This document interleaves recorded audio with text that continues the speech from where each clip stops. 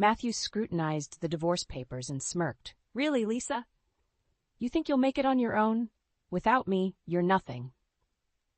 His words stung, but I wouldn't let him see it.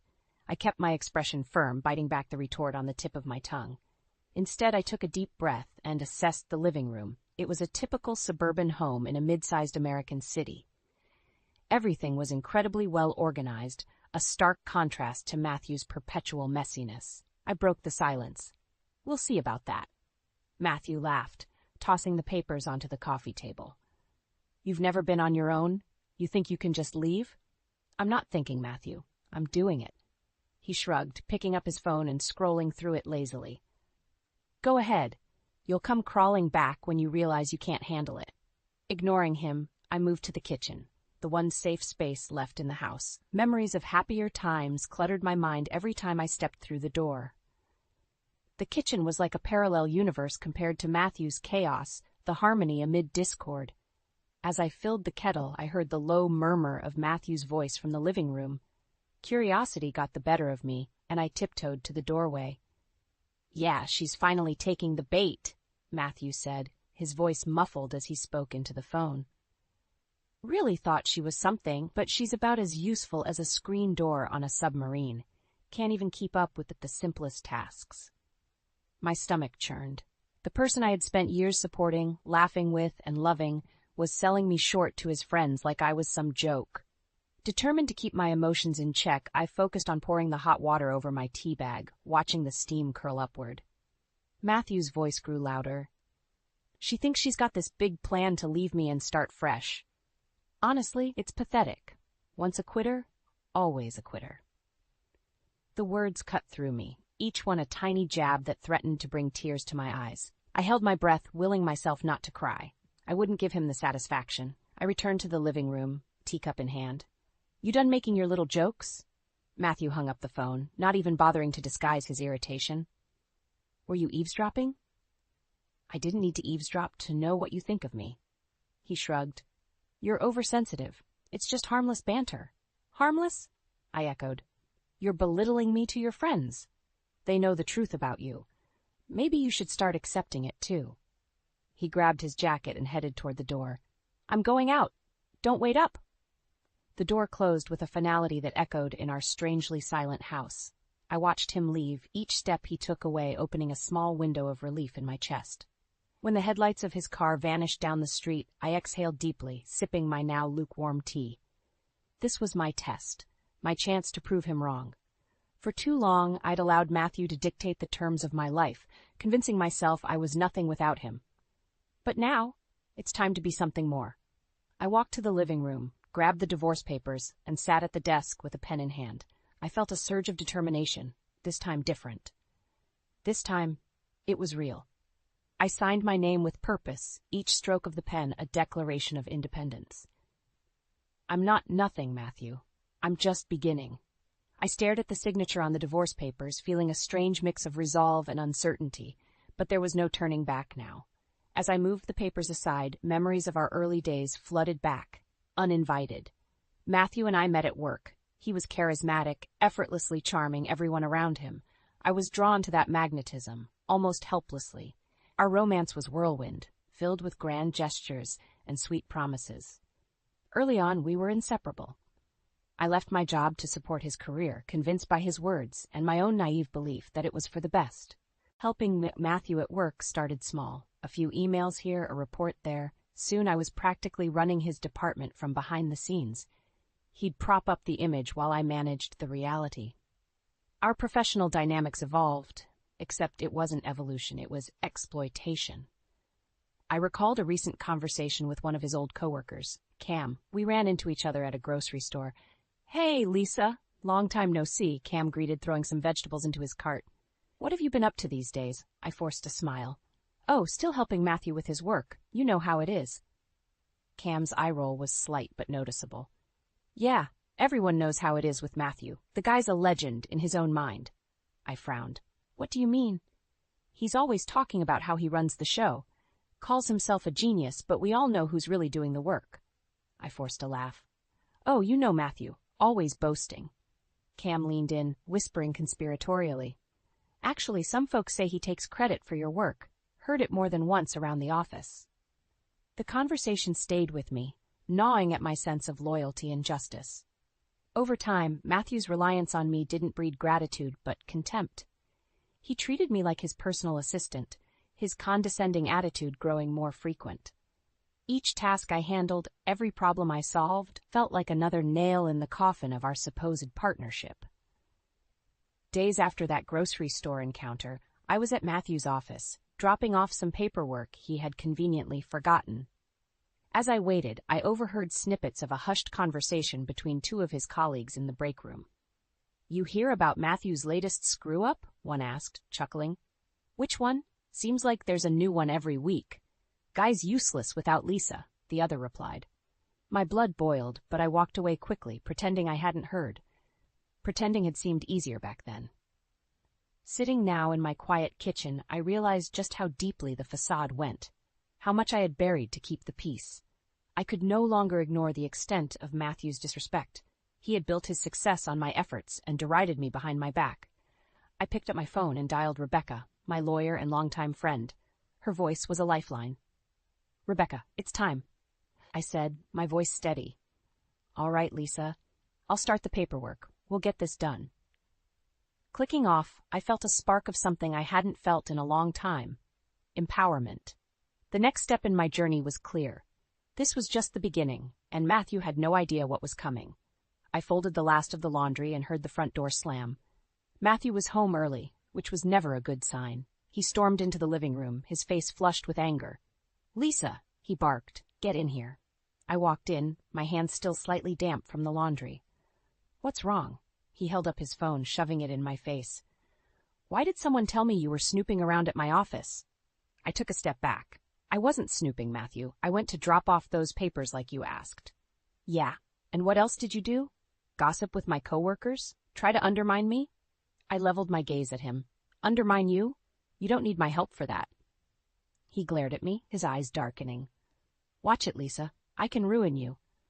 "I've already signed the divorce papers, Matthew. You think you can still scare me?" He threw his hands up in the air. "Papers mean nothing. You'll crawl back when you realize you can't handle life without me." The doorbell rang, breaking the tense silence. I opened the door to find Cam standing there, looking uncomfortable. "Hey, Lisa, can I talk to you for a second?"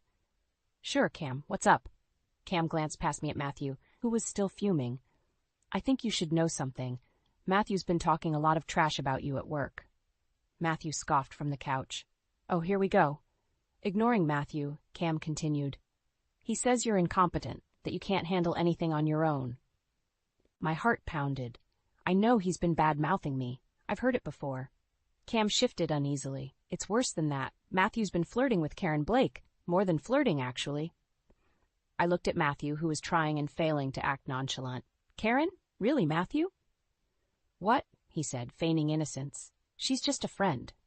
"Yeah, a friend. A friend who sends you heart emojis and late-night texts." I shot back, my voice rising. Matthew's eyes narrowed. "Don't pretend to be the victim here. You're overreacting. Karen's harmless." Cam stepped in. "Actually, I saw them together. They looked pretty cozy during that business dinner last week." I turned to Matthew. "Care to explain?" He rolled his eyes. "It was a business dinner. Get over it." I couldn't believe him. My mind raced, piecing together the lies, the disrespect, the sheer arrogance. I needed proof, and I needed it fast.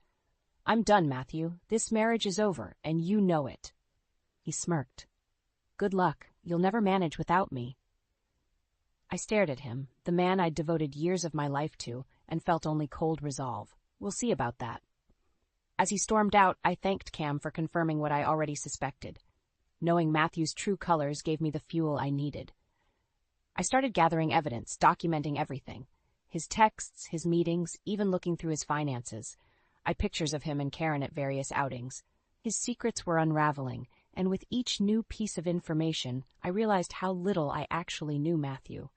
But it wasn't just about exposing his infidelity. It was about taking back control. I called Rebecca again, sharing my discoveries. She listened, understanding the full weight of what I had uncovered. "We'll use this, Lisa," she assured me. "This will solidify your case." I hung up, feeling a strange sense of calm. This was no longer about just leaving. This was about getting my life back from a man who had taken too much from me. As I put away my phone, I promised myself that Matthew's reign of manipulation would end, one way or another. I sat at my desk, the cold blue glow of my laptop screen lighting up the documents and pictures scattered around me. Each piece of evidence felt like a step closer to reclaiming my life. Matthew's texts, financial records, and photos with Karen all painted a clear picture. He had underestimated me, and that was about to be his downfall. Rebecca met me the next day at a quiet cafe. I spread the documents out on the table between us. "This is solid," she said, flipping through the evidence. "Matthew really let his guard down. He thinks I'm still that naive woman he married," I replied, my voice steady. Rebecca smiled. "But you're so much more than that now. This will help us build a strong case for your divorce." We spent the next hour strategizing, discussing how to use this evidence to counteract any claims Matthew might make. The plan was coming together, and I felt more confident by the minute. Back home, I knew the next step was to hit Matthew where it hurt. His job. I accessed the company's systems, leveraging my knowledge from years of running things behind the scenes. I started small, ensuring vital information was missing or incorrect. It wouldn't be traceable back to me, but the effects would be noticeable. Days later, Matthew came home, visibly agitated. "Work was a nightmare today," he grumbled, throwing his jacket onto the couch. "Really?" I asked innocently. "What happened? Some crucial data went missing. Then we discovered a bunch of errors in the reports. It's chaos." I nodded, suppressing a smile. "Sounds tough." "You have no idea," he said, rubbing his temples. "And I'm the one who's going to take the fall if this isn't fixed." That night, I continued to sabotage his work, planting seeds for more chaos. The next week, he came home fuming. "Lisa, everything's falling apart." He paced the living room, panic clearly etched on his face. "Every time we fix one problem, two more pop up." "Strange," I replied, barely containing my satisfaction. "Maybe you should look at your team's performance." Deep down, I knew it was only a matter of time before his incompetence would be exposed. I just had to keep pushing. One evening, as Matthew was out, I sat down with Rebecca to finalize my plans. The divorce papers were one thing, but we needed the perfect timing to ensure everything would collapse simultaneously. "Focus on the next big project he's handling," Rebecca advised. "If we can create enough disruption there, the fallout will be catastrophic for him." I nodded, understanding the significance. This was more than revenge. This was my liberation. I'll make it happen. The big project was a merger deal Matthew had been bragging about for weeks. I accessed critical documents and altered key details, ensuring he wouldn't notice until it was too late. As the deadline approached, Matthew's panic grew. The night before the final presentation, he was frantically reviewing his notes. "Why isn't any of this making sense?" he muttered, eyes darting over the papers. I watched him with a calm, detached demeanor. "You're probably just tired," I offered. "Maybe sleep on it." "Sleep with this mess?" He stomped off to his study, leaving me alone in the living room. Early the next morning, Rebecca texted me. "Ready?" I replied. "More than ready." I took the divorce papers from the drawer, just every line of ink a testament to my resolve. Today, Matthew's world would crumble, and I would be there to watch it fall, stronger and freer than I'd been in years. This was my turn to rise. The morning light filtered through the blinds as I sipped my coffee, awaiting the inevitable fallout at Matthew's office. The merger deal was set to be finalized today, and I knew the errors I'd planted would come to light like a ticking time bomb. Around midday, my phone buzzed. It was Rebecca. "It's happening. I just got word from a friend at the company. The project's blown up in his face." I felt a surge of satisfaction. Perfect, I'll be ready. An hour later, Matthew burst through the door, his face a mask of fury and desperation. "Everything's gone to hell," he spat, flinging his briefcase against the wall. "The merger is dead. Dead! They're blaming me for the failures." I raised an eyebrow, feigning surprise. "What do you mean?" "What do I mean?" He shouted, pacing like a caged animal. "We lost crucial files. The figures were all wrong. They think I sabotaged it." "Maybe you should have double-checked everything," I said calmly. "It's your responsibility, isn't it?" He whipped around, eyes blazing. "You don't understand, Lisa. This could ruin me." I met his gaze, unflinching. Maybe you should have thought about that before treating everyone, including me, like they're beneath you. His anger shifted to a sneer. You think you're so special? Signing those divorce papers doesn't make you independent. You'll come crawling back, mark my words. I stood up, walking over to the desk and picking up the divorce papers. Actually, Matthew, I brought them for you to sign. Given your current predicament, I'd say the timing is perfect. He laughed bitterly. You think these papers mean anything? You're nothing without me. We'll see about that. I placed the papers firmly in front of him. Sign them, Matthew. He grabbed a pen, his hand shaking with rage, and scrawled his name angrily across the bottom. I gathered the papers, feeling an overwhelming sense of triumph. At that moment, his phone buzzed incessantly with calls. He ignored it, glaring at me instead. You think this is over? You'll regret this. Mark my words. I stayed silent, my resolve unshaken. He stormed out, leaving the house in turmoil, his world crumbling around him. That night, I sat quietly in the living room, absorbing the moment. The weight on my shoulders felt lighter. The next steps were clear. I needed to finalize the divorce and reclaim my life in full. A few days later, the news broke at Matthew's company. He was publicly reprimanded, demoted from his high-ranking position. The scandal of the botched merger rippled through the company, leaving his reputation in tatters.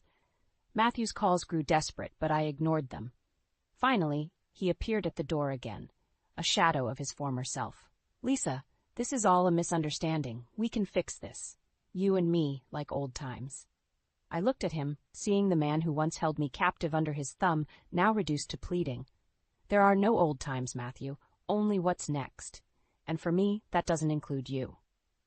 As he stood there, dumbfounded, I closed the door on him, and that part of my life, for good. This was the end of Matthew's reign over me, but just the beginning of my true independence. I had torn down the walls of my old life and was finally stepping into my own, no longer confined by his manipulations. The future was mine, built on my terms. The news of Matthew's public demotion spread like wildfire. His once admired reputation crumbled, and the fallout from the botched merger left him ostracized at work. I could almost hear the collective sigh of relief from his coworkers. A week later, I walked into the office of David Walsh, my former boss. He greeted me with a warm smile, his eyes crinkling at the corners. Lisa, it's been too long. Sit down, let's catch up. I took a seat, feeling the weight of the past weeks lift slightly. Thanks for seeing me, David. Are you kidding? We've missed you around here, he said, leaning back in his chair. I heard about what happened with Matthew. How are you holding up? I'm doing better, actually. It's been tough, but it's also been a wake-up call. I'm ready to get back into the workforce. David nodded, his expression serious. Matthew never appreciated what he had in you, Lisa. You were always the backbone, and it's about time you got the recognition you deserve. Thank you, David. I have a lot to offer, and I'm ready to prove it. Good, he said, leaning forward. How would you feel about coming back on board? We need someone with your skills and experience. My heart leapt. I'd love that. I'm more than ready. As we discussed the details, a sense of liberation washed over me. This was the turning point I had been waiting for, a chance to rebuild not only my career, but my entire life. Back home, I started job hunting in earnest, sending out resumes and setting up interviews. I reconnected with former colleagues, each conversation a reminder of my capabilities and talents. The process was invigorating, a stark contrast to the stifling environment I had endured with Matthew. Meanwhile, Matthew's desperation grew. He called repeatedly, each message more frantic than the last. Lisa, please call me back. We need to talk. I can fix this. I ignored him, focusing on my own path. One evening, as I prepared for an interview, Matthew showed up at the door again, looking haggard. Lisa, you have to help me, he pleaded. I crossed my arms, standing firm. Help you? After everything you've done? You don't understand. They're transferring me to a dead-end position. My career is over. I felt a flicker of pity, but quickly smothered it. That's your problem, not mine. You made your bed, Matthews. Now you have to lie in it. His face twisted in anger. You'll regret this, Lisa. You think you're better off without me, but you'll see. You'll come crawling back. I shook my head, closing the door on his threats. Goodbye, Matthew. The next weeks flew by. I landed a prestigious role at a new company, my skills and resilience impressing my new boss. The sense of accomplishment was exhilarating, each day a reminder that I was capable and deserving of success. Matthew, on the other hand, continued to spiral downward. The transfer to a trivial position sealed his professional downfall, and his reputation was beyond repair. He tried to take legal action, desperate to hold on to the last shreds of his former life, but Rebecca and I were prepared. We had the evidence, the paperwork, and the resolve to see it through. In our final confrontation, he attempted to get Lisa back through legal means, but I revealed all the documentation. "You're finished, Matthew," I said with a calm finality. "I've moved on. It's time you do the same." With each passing day, I felt stronger, vindicated. I had not only reclaimed my career, but my sense of self. Matthew's downfall was complete, a testament to his own deceit and arrogance. As I flourished in my new role, his life continued to unravel. This was my victory, my liberation, and as I moved forward, I knew the future was mine to shape, free from the shadows of the past. I was on my way home from work, feeling blissfully tired after a fulfilling day at my new job, when I received a call from Rebecca. "Lisa, we've got a problem. Matthew is trying to contest the divorce. He's claiming you manipulated him into signing the papers." I pulled into my driveway, gripping the steering wheel. "He's desperate, Rekha. Are we prepared to handle this?" "Absolutely, but it means another court date. He's not letting go easily." "All right," I said, my voice steady. "I'll be ready." The court date arrived quicker than I expected. Matthew looked haggard, but his eyes were filled with defiance as he sat across from me. His lawyer stood up first, spouting allegations that made my blood boil. Miss Hartman exploited Mr. Hartman's emotional state, coercing him into signing the divorce papers, the lawyer declared, pointing at me with undue dramatics. I whispered to Rebecca, "This is nonsense." Rebecca nodded. "Let me handle this." She stood, her voice level but firm. "Your Honor, we have ample evidence that Mr. Hartman willingly signed the divorce papers with full understanding. Moreover, we have documentation proving his ulterior motives and abusive behavior throughout the marriage." Matthew scoffed. "She's lying. I was under immense pressure. None of this is fair." The judge eyed Matthew skeptically. "Mr. Hartman, your claims lack substantial evidence. Based on the provided documents and testimonies, it's clear that Miss Hartman has grounds for divorce." I watched as the realization hit him. His face twisted in anger. "You'll regret this, Lisa. Mark my words. This isn't over." I stood my ground, meeting his gaze with unwavering determination. "Actually, it is over, Matthew." The judge finalized the divorce, and I walked out of the courtroom feeling lighter. The weight of our toxic marriage finally lifted from my shoulders. A few weeks after the court ruling, I learned that Matthew had been transferred to a menial position in a remote office. His life had unraveled completely, a stark contrast to his former arrogance. One evening, as I reviewed files for a big project, my phone rang. It was David. "Lisa, I have some great news. We're promoting you to lead the new strategic planning division. Your work has been outstanding." I could hardly contain my excitement. "Thank you, David. I won't let you down." "I know you won't," he replied warmly. "Congratulations, Lisa. You've earned this." My career was thriving, and my life was finally coming together. That night, I celebrated with close friends, toasting to new beginnings and the strength to overcome past struggles. Meanwhile, Matthew's life continued its downward spiral. His arrogance had led to his downfall, and there was no one left to clean up his messes. He was left to face the consequences of his actions alone. As I looked around at my friends, I felt a deep sense of gratitude and triumph. I had reclaimed my life, my career, and my dignity.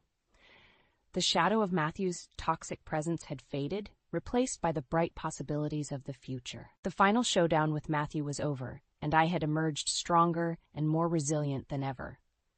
The path ahead was mine to walk, free from manipulation and deceit. For the first time in years, I felt a profound sense of peace. The drama, the revenge, and the struggle had all led me to this moment, and I was ready to embrace every opportunity that came my way, confident in who I had become. I spent the next weeks settling into my new role, thus flourishing in a supportive environment that valued my contributions. Life was finally coming together. One Saturday morning, I was tidying up when the doorbell rang. Answering it, I was surprised to find Matthew's mother, Eleanor, and his sister, Nancy, standing there, looking somber. "Lisa, we need to talk," Eleanor said with an edge in her voice. I stepped aside, motioning them into the living room. "Come in." Once seated, Eleanor wasted no time. "How could you do this to Matthew? He's family. You're tearing us apart." Nancy chimed in, her tone accusatory. "You abandoned him when he needed you the most. What kind of person does that?" I took a deep breath, steadying myself. "You both have no idea what I went through. Matthew's lies, his manipulations, and his affairs were too much to bear." Eleanor's face hardened.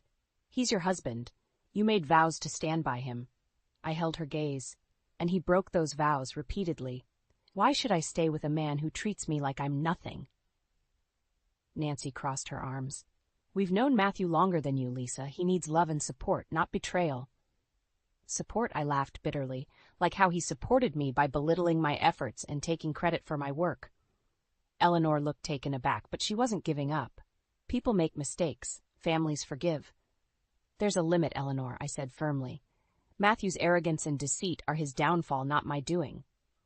Nancy finally dropped her confrontational stance, seeming to remember who I was to Matthew once, before everything fell apart. "What happened, Lisa? He wasn't always this way." I sighed, feeling a mix of old pains and new strength. "No, he wasn't. But power corrupted him, and he lost sight of what we had. I couldn't save him from himself."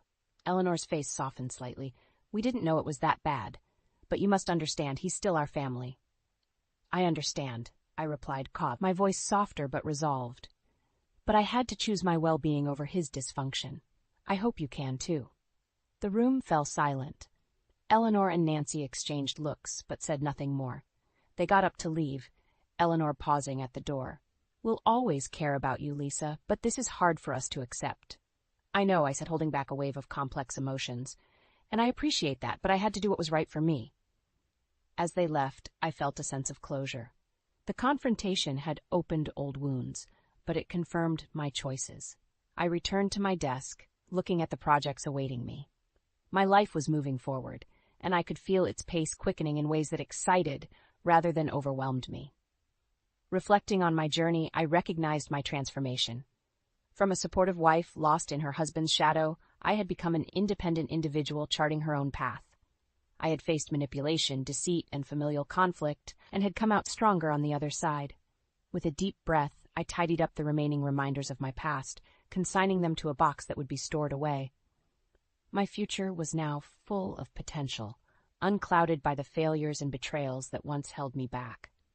I smiled, feeling a wave of contentment wash over me. The final ties to my past were cut. The world awaited, and I was ready to embrace it with open arms. This was my new beginning, built on my terms. And for the first time in a long time, I felt a genuine sense of peace and purpose.